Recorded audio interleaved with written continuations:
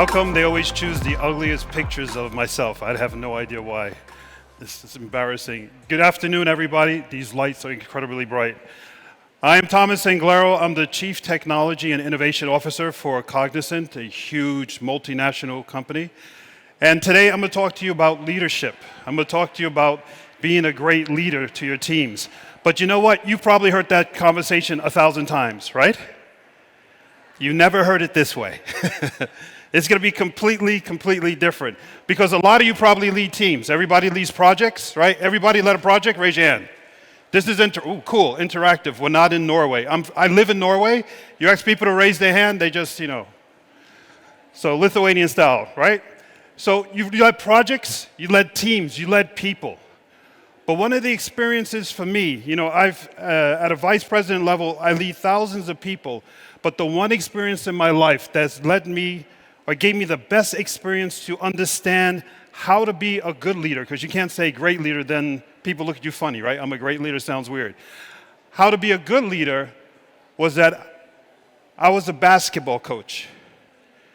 And this is Lithuania. Do you guys love basketball? Do you guys love basketball? Does anybody think they could take me in a one-on-one? How much money you got? Who said yeah? You? You played for the national team? Sure. And coached the national team. I'll give you money. I was a basketball coach. I coached for 10 years. I started coaching little boys at 6 years old, all the way up to when I was 16 years old. Any of you parents? Raise your hand if you're a parent. Cool. Anybody want to have a tall kid? Put them on a basketball team. It's a phenomenon. When these kids are 6 years old, they're so tiny, right? But how do you know that when they're 16, they grow to be so tall? It's an amazing thing that happens. When I was coaching them at 6 years old, I would start practice and I would say, okay, let's start practicing. How tall are kids? They're about that tall, right? And a basketball's about that big? What happens when they grab a basketball? They start rolling with the basketball, right? This was the beginning of practice at 6 years old. But what was amazing being a coach of these little kids all the way up was all of a sudden I started realizing that I had a role other than being just a basketball coach. I was actually their mama, their papa. Mister, I coached the national team. Do you agree or disagree? Now he has nothing to say. Gotcha. You become a mama and a papa. Let me share with you an experience. I have so many experiences, but being a basketball coach was amazing because you have all these little kids that look up to you. They go, hey, Coach, what's next? Coach, what are we supposed to do in this situation? You're in a game. They look at you. Coach, we're down by 1. What are we going to do? What are we going to do? Let me give you a couple examples. There was one time, one of my players, his name was Ulrich. His name is Ulrich. Sweet little kid. He was about 9 years old. He's one of our top scorers, one of our top players. He could do it all. He could dribble, he could fake, he could do it all. He came to practice one day, and I said, okay, let's start practice. Everybody started doing layup drills, right? And Ulrich is sitting on the bench, crying.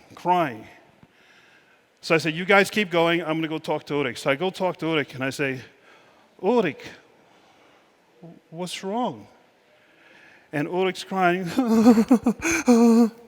Ulrich, talk to me. What's wrong?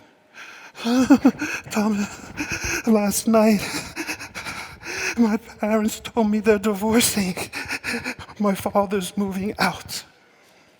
A 9-year-old kid. That's trauma. And as a coach, you have to deal with that. As a leader in your company, you have to deal with people's trauma. You are the mama. You are the papa.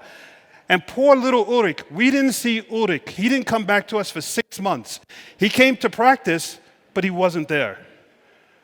We would be running a drill, and Ulrich would run this way, and we'd say, Ulrich, come on back.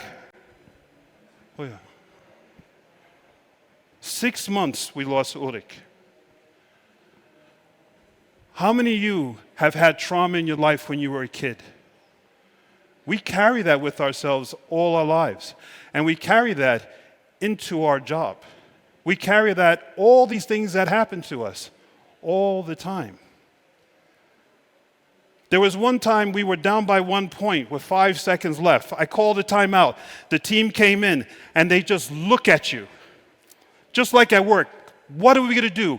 We're about to lose money. There are going to be layoffs. What are we going to do? And you as a leader, you have all these people looking at you, depending upon you. As a coach, the very same situation. We're down by 1, 5 seconds to go. You call a timeout. You call a play. You get them together. Put your hands in. Go. Everybody runs on the court. There's one guy. I said, come over here. I said, Marcus, come over here.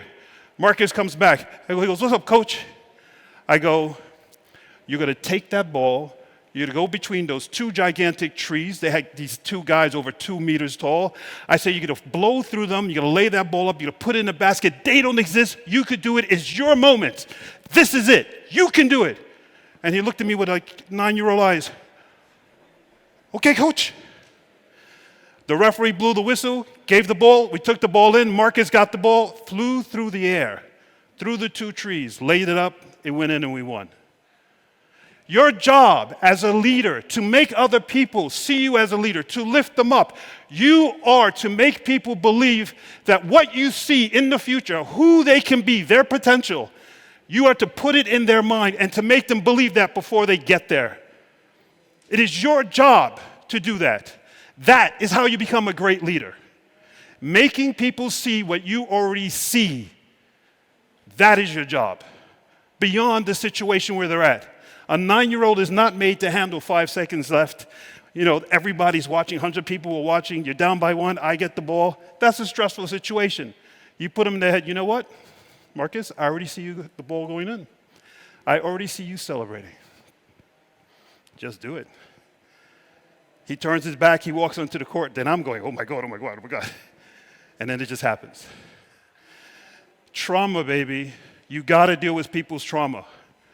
Are you guys ready for my presentation? That was the warm-up. Was that okay? Yeah? Who wants to play me a one-on-one now? I'll take on any woman. You know, I'm way off, but you hear me? Cool. I once said that, I was joking. We're practicing at college, and there was all these really good women ball players, and I said, who wants to play me a one-on-one? This woman came and played me a one-on-one. I found out she actually plays, she's a professional women's basketball player. Respect to all women. I will never play a woman in one-on-one ever again. She beat me 15-0. It was embarrassing. Back to the presentation. I could do that. Is that you? Up in the top right corner, your left corner. Is that your everyday? Do you feel the panic? Do you feel the stress? Are people saying, I want more from you? Emails are coming in. Phone calls are coming in. Let's talk about the lockdown. You're almost never supposed to talk about COVID anymore. But remember in the lockdown how stressful it was? We all became a little bit broken today. We never really recovered. There's a little bit of stress left in us. What happened? You never really got peace. Okay. In some places in the world, it was hard as hell. You were stuck. People in the UK couldn't leave their apartment. Do you know what people in Norway did? I'm throwing people in Norway under the bus today because I'm not in Norway. So let's have fun with Norwegians, right? My neighbors, right? I would come outside during the lockdown because we were allowed to leave our houses. I would come outside and my neighbors would be coming to me. They'd ski up to me. Tomas, look at me. And I'm like, yeah. I've never been this thin. COVID's great. And they ski away. Norwegians are very funny people. But for the rest of the world, is that your reality? Do you feel the stress today? More and more, people want more and more from you. Emails don't stop. Your girlfriend doesn't stop. Your boyfriend doesn't stop. Your mother's calling you. Am I right or wrong? Feeling stressed? Yes? Nobody got their hand. Wow, like 2 people. God bless Lithuania. How about the picture on the bottom left? Anybody got kids? If you got kids and you say you're not stressed, you don't have kids. Who's stressed? Who wants to get rid of their kids? You're not supposed to say that, but yeah, right? Isn't that hell? You're trying to be on a Zoom call, Teams call, you're trying to be professional. Everybody saw that video with that guy, CNN, he was doing that interview, remember? It was hysterical, wasn't it? And then after that video, it became your reality, isn't it? Everybody's stressed out. Everybody's feeling all the stress that's going on. And we never got a break. It just kept on going and kept on going.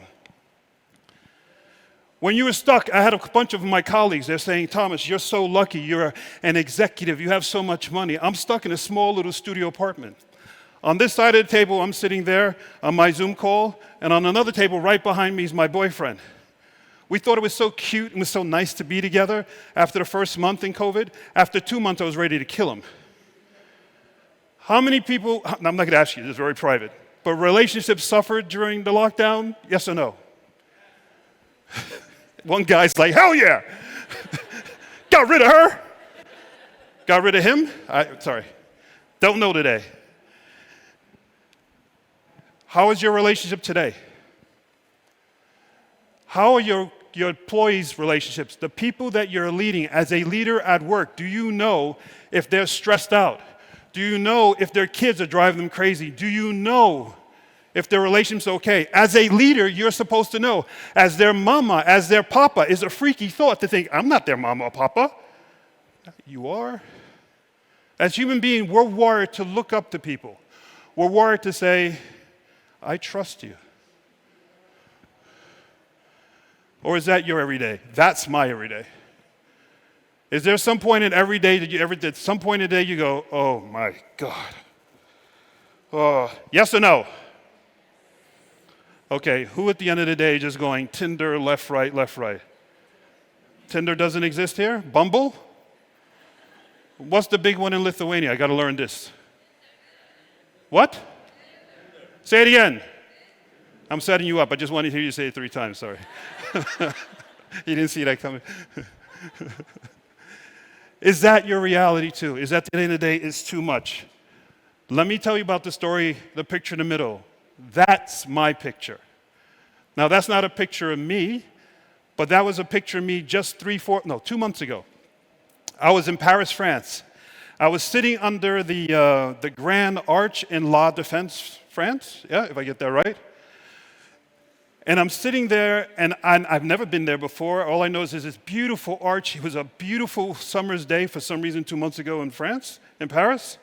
The sun is shining, and all of a sudden, the arch is located in a tech hub where all of a sudden it was lunchtime, and everybody came down for lunch. All these young people working for all these startup companies, they come down, and they're talking to all their friends, and everybody sits around me. There's all these steps, just like in the photo, and everybody sits around. They're laughing and having a wonderful time.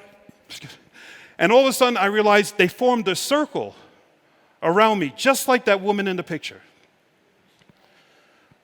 What would you feel like? How do you feel if everybody around you, got all these young people, all these old people, everybody having fun around you, and you're sitting by yourself and you're all alone? It's lonely. But what did I do? I didn't feel lonely. Because I had in my left hand my Chipotle burrito. I'm an American. I live in Norway. There's no Chipotle. I get my hands on a Chipotle. I'm happy. In my right hand, I had a Dr. Pepper. Anybody had a Dr. Pepper? That thing's illegal, baby. That stuff got something powerful in it. It was a beautiful summer day. I have wonderful young people around me. People are laughing. People are playing music. I just stretched my legs out on the steps. I leaned back. I was smiling like I am in heaven. This isn't a horrible moment. I'm not alone. This is it. Oh, man, I am in heaven. Oh, my God. Typical garbage, American who just stuff in their face. That's me. I'm just happy and feeling good. I'm smiling. And all of a sudden, I looked to my right, and there to my right was this beautiful woman who was smiling at me. And Miss Tinder, I smiled back at her, and she smiled at me. I didn't take it any further. My point was, she saw that instead of me be feeling lonely, instead of me feeling like, oh, I was happy in my own skin. I was happy who I was. I was embracing the moment. Life was good. I turned something that could have been negative to a life moment. So much so that she recognized it, and she was looking at me, and she was amongst all her friends. They all were laughing, and she was looking at me saying, God, I wish I was him. God, I wish I was him. You as a leader, people look up to you. You are the center of the solar system. You are the planets that everybody revolves around. All your people look up to you. When something is negative, you have to learn to take that within you and turn it into something massively positive. I am not alone. I am the one that you envy and want to be. And the most pretty girl here is looking at me, and I am looking at her. Got it? That's what it means to be a leader. You are to lift everybody up around you. That's what it takes. Being a leader is about managing yourself. That's what nobody talks about. They say, being a leader, you got to do A, B, C, D, E. It's all about you, the inner you. You know when you're on an airplane and they say when the masks fall, you put on the mask first before you take care of the kid? Everybody remember that? It's the same thing being a leader. You have to take care of yourself before you give anybody else advice. Isn't sometimes life feel like that, being a leader? You have one employee who's super sensitive. You got to be really careful when you talk to him or her. You have another employee, they could take it a little bit, but everybody's different. After a while, your leader like, oh God, it's like walking on eggshells.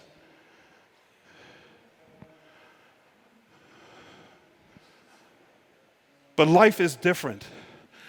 Life throws at you so many different things, so many challenges. It's just like the dominoes. I love the dominoes.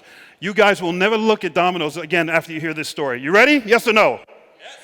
Here we go. Dominoes. Every domino. What happens? You take one domino, you knock it over. It just goes boom. No big deal. Boring. What happens when you line up a whole bunch of dominoes? What happens to that last domino when you hit the first domino? Doom, doom, doom, doom, doom, doom, doom, doom. The last domino, where happens to that one? It flies that way, doesn't it? It has all the power, all the force from all the other dominoes, and it flies. Each one of those dominoes is trauma in your life. And you as a leader of your life, to manage your life, you have to say enough. You have to put your hand down with all the traumas that are traumatizing you. The bad boyfriend, the mother that did this, the father that did that, the interest rates that keep going up. Anybody struggling now to pay some bills because the interest rates keep going up? I am. Yes? No? Too embarrassed? It's reality. Everybody's struggling. Things that have happened to you. Oh, I feel so sorry for myself. Oh. Dominoes, trauma, trauma, trauma, trauma. You have to say enough. Enough. You have to manage yourself. To lead other people, you have to take care of yourself. And one way you do it is by saying enough. Enough of all the traumas. Enough of me feeling sorry for myself. Enough. Have you guys had it? Is it enough? Yes or no? Enough? Say enough. Yeah. Not yeah, enough. Yeah. How do you say enough in Lithuanian? What? Jana? Okay, Jana! This side, Jana! Jana! Jana! Jana! Enough! Do you feel it? Does it feel good? The next time something traumatic happens in your life, your boyfriend comes up to you and says, you know what? Your girlfriend's, what are you to say to them? Jana! Say it, Jana! Let's try it out. I don't love you anymore.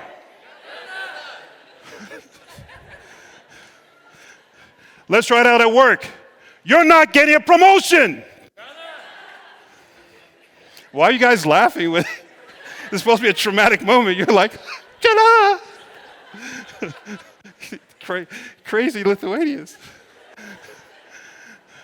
But are you crazy, the guy over here? That's not how you handle stress. Even though the way you're handling stress right now is really cool. That's really cool. But I dare you to do that when your boss, or whatever. Let's leave that alone. Is that how you handle life? That's not how you're supposed to handle life. Anybody ever had a boss who overreacted? Let me share with you a story I'm not proud of, but I want to share it because I'm sure you can relate, especially people with parents. Matter of fact, everybody can relate because everybody was a child. So I'm going to share with you a private story. I have kids, and I am not proud of some of the things I did. I remember during the lockdown, I'm working, or no, actually years ago before that, I was doing one of my startups, working at home, trying to make it happen, right? Create something from nothing. And my little guy, who's today 194 and gigantic beast of a guy. Actually, the other day he came up to me, this beast. I still see him in diapers. It annoys the hell out of him that he's so big and I still see him in little diapers. He came up to me the other day, he goes, "Papa, you know, when I was a kid, you hurt me." And I looked at him and go, "I'm sorry, Moritz." And he told me about one time when I was working with my startup and I was very stressed out, just trying to get funding for the company. It was really hard. And he came up to me, with his thumb in his mouth, they're walking their diapers. And he tapped me on the shoulder. He says, "Papa, I want to play." "Moritz, I'm busy." "Papa, Moritz, not now." How many people are guilty? Does it hurt? Guess what I did? Guess what we did? Trauma. How many of you had that when you were a kid? Do you remember your mother and parents did that? When you needed them, somebody yelled at you. Anybody got it from a school teacher that they yelled at you? Anybody in a relationship where you went to somebody and said, "You know what, I'm not having a good day," and you really want a hug from them, you want them to listen to you, you just want to get a hug, and they're like, "No, I ain't got time for you now." Let's pick on the men. Women, how many times a man has disappointed you and gave you some trauma? Say, "Jonah!" Yes or no? Jonah! Well, all the men have been nice to you. Wow, okay. Let's try the men. I'll just stop there. My point is that we give our own kids trauma, and we don't even know it. We don't want to hurt the little guy with the thumb in his mouth and the sweet little thing. But it happens in life, but you're not supposed to react that way. It doesn't work. It hurts. It causes more trauma. As a leader, you are to take care of people. They look up to you. Be careful of what you say and how you say it and when you say it. Yes, you're stressed out, but remember that one moment of "not now," trauma, and you can't take it back. As a leader, can I talk to you now? I'm having a situation with the guy in the other cubicle down there, or I have a situation at home. "No, I'm busy. Go in my calendar, find a meeting for me. I'm available next week." Trauma. Do you understand? Being a leader is very personal. It's all about you. It's not about them. It's about you. You got to fix you before you can love other people. See the chart in the bottom. It says coaching. It's got all these boxes. It's got all the typical explanations. As a coach, you're supposed to develop people. You're supposed to give guidance, listening, support, skills. From that chart, what's the one word missing from that? To be a leader, from being a coach, what is the one word, if you listen to this presentation, that's not there, that should be there, that you have to have and give? Thank you. Love. Nailed it. Love. How to be a great leader? Be your own brand. You are your brand. Be that person that you want other people to see. I'm not talking about fake it till you make it. That's crap. Never do that. Be that brand. When you walk across the stage, do you walk like this or do you walk like this? Do you walk like this? Be, stand, feel like you want to feel. When I was sitting there under the arch, relaxing, eating my Chipotle, drinking my Dr. Pepper, smiling, she saw. And she says, "I want to be like him." I was my own brand. As a leader, you have to be your own brand. As a father, you are your own brand. As a mother, as a husband, as a wife. Now we're giving life lessons. Isn't that cool? Oh, I love this one. Are you a team player? How many times you as leaders, you go, you start off a meeting, we'll start this new project. We're all going to be part of one team. We're going to be a bunch of team players. Anybody ever do that? We're a part of a team. Do you know how destructive that is? Let me break it down. It doesn't work. How many people play team sports? Everybody's a basketball player. You played a team sport, right? Cool.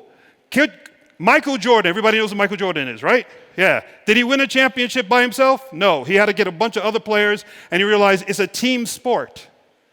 You have to work together. There are so many people who've never played team sports. Remember, I'm coming from a background of being a coach, so I look at things a little differently, and I realize that when I'm running teams, I start asking people, excuse me, have you ever played a sport? They go, yeah, I play sports. I play golf. Okay, is it a sport? Question mark, we're not going to go there. Right? Because I don't think you break a sweat other than the heat. But in golf, do you rely on other people? No. So in his mind, he understood what a team was. Team was me. A lot of people, the people in your team, the people in your group, when you tell them we're going to be one team, a lot of them don't know what team is. A lot of them are saying, yeah, we're going to be one team, and at the end of this project, I'm going to get the bonus, I'm going to look really good, I'm going to get the promotion. That's the way people are wired. Because what I realized was a lot of people have never been on teams. They've never been in a situation where you do self-sacrifice for others. When you guys came into this room here, did anybody see a chair that they were about to go to and somebody else go to and say, oh no, please, you first, even though there's a better seat? Do you practice self-sacrifice for the sake of someone else? That is a team player.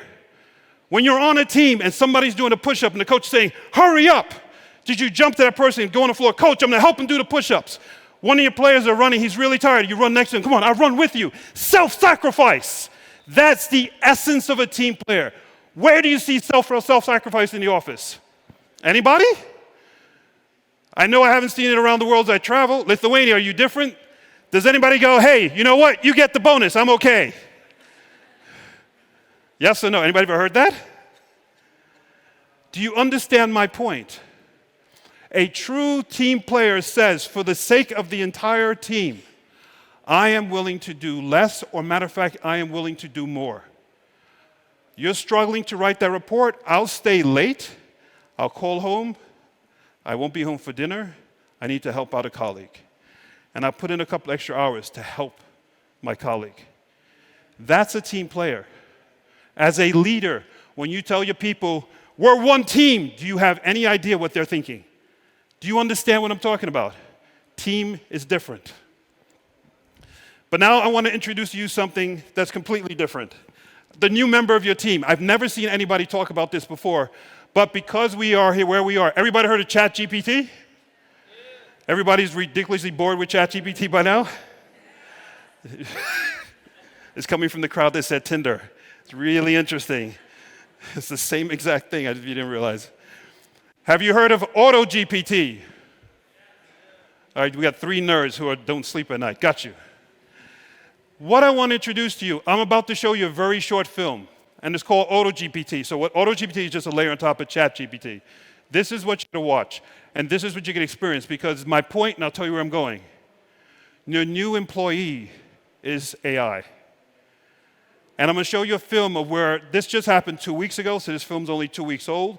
The developer who wrote the code, he was not a coder. He did it in 4 days. So what are you going to see that's going to blow your mind? You're going to see a guy who wants to order a pizza. So he talks to his AI, his virtual assistant, he says, hey, I want a pizza. The pizza says, okay, let me create an AI in real time. In real time, it creates another AI that never existed before that's an expert in ordering pizza, and then that AI will order the pizza. My point, and I'll hammer it home after you see the video, this is real. This actually happened. You'll see the conversations. As a leader, are you prepared to be the leader of this? Where's AI? It has no physical form. Yet it threatens to take the jobs of everybody on your team. Everybody on your team is getting trauma from the damn thing that doesn't even exist. The thing that works 24/7, the thing that doesn't even take a salary. Guess what? What's the word again? Jesus? Gena. I'm going to have nightmares on this Gena. Huh? Oh, like Ghana. Ghana. I'm Lithuanian. Why'd you make me be like an idiot for the last 20 minutes? You saved me now. Are you married? Good luck, my man. You know, you lead with that. You don't wait 20 minutes into the argument. Ladies, am I right or wrong? Ladies, say, Ghana. That was your moment, ladies. You blew it. Anyway. Let's watch the video, and then I will explain everything to you. and that's it. Hello, I am here at your service. What would you like to do? I'd like to order a pizza. What type of pizza would you like to order? An 11-inch pepperoni pizza, regular crust. Okay, great. I will first search to find a good pizza place in your area. I have found a pizza place called Za Pizza. I will now create a pizza ordering bot who will call this location for you and will order your pizza. Super amazing pizza ordering bot, reporting for duty. I have been instructed by the other AI to order you a pizza. I will now call Za Pizza using the Twilio voice API and order you a pizza. Hello, I would like an 11-inch regular pepperoni pizza for pickup, please. An 11-inch what, sorry? Just a plain 11-inch pepperoni pizza, please. Okay, and what time would you like to pick that up for? I would like it now, please. I can have that ready for you in about 20 minutes. Yes. Awesome. And can I get a name for the order? My name is Josefina. Okay. Thank you. See you in about 20 minutes, okay? Goodbye. What you just saw, if you could hear it, the audio was a little low, so good nod to the audio guy back there. What you just saw was an AI, the virtual assistant. The guy says, I want to order pizza. The AI said, sure. It wrote the source code from scratch and then compiled it and launched it in what? Half a second? And a new AI existed. And AI created a new AI that never existed before, that was an expert in a subject matter, that it read the entire internet, it read every book, it looked at every video. It was a master, and it was able to call a pizzeria. It found the location of the person who wanted the pizza, found the nearest pizza, called the place, talked to the woman, and she spoke in terrible American English, right? We heard that. And it somehow understood her, and it completed the thing. Here's the thing. What question do you have in your life? What answers do you want? AI creates a new AI to answer your question. That's your new employee. That's a trauma for your people and your team. That's what nobody's talking about, but I want to introduce you to today, because in my talk, I'm supposed to give you new stuff, and that's the newest thing. Your new employee is AI. With my final slide, I want to put it all together. Leadership is the merger of people, culture, and technology. You, as a leader, you have to be able to handle all the different type of people that there are, all the different type of cultures. And AI is its own culture. Anybody, are there Gen Zs here, you interesting people? Anybody work with Gen Zs? Anybody find them insanely interesting? My son is a Gen Z. He came to me the other day. He goes, Papa, you have to validate my feelings. I was like, what does that mean? And I wanted to make fun of him, but I love him so much. But I understand that culture that's coming now, they're only teenagers, and yet they start off a conversation with, you have to validate everything I'm about to say. Very different. You have older people who think it's really cool to dress up like the 19-somethings. I don't know what the hell that is, but you have so many cultures that you have. You have the X, the Z, the millennials, and what's missing from this is what? AI. That is your challenge. That is what you have to deal with. And how do you deal with it? Remember that moment in Paris? You center yourself. You become happy in your own skin. You feel your power. You say, I am not stressed. I got this. Gana, enough with life. Enough with all the things that are going on. Gana, gana, gana. I got this. You need help? I will lead you. Gana. All right? The next time you have a review with one of your employees, just go, the guy who has a bad relationship is the only guy who told me. You guys got this. The way to lead people is not about them, it is about you. Go forth and spread beauty and light, all right? I love you very much. Thank you very much. Appreciate it.